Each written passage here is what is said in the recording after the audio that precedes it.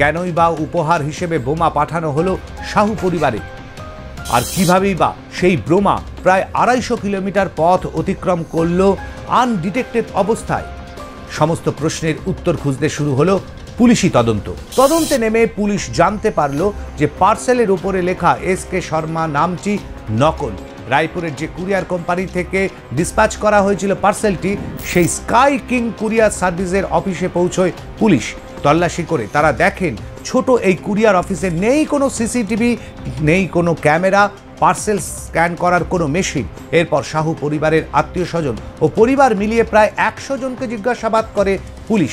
পাশাপাশি দেখা হয় সৌম্য ও রিমার সোশ্যাল মিডিয়ার অ্যাকাউন্টের কল হিস্ট্রি। আর তখনই একটা ফোন নাম্বার চোখে পড়ে পুলিশের। জানা যায় তাদের দুজনের এনগেজমেন্টের পর সেই নাম্বার থেকে একটি থ্রেট কল এসেছিল সৌম্যের কাছে। এবার রহস্যময় ফোন নাম্বারে কল রেকর্ডে দেখা যায় যে রিমাকে নিজের প্রাক্তন প্রেমিকা বলে দাবি করে এক যুবক।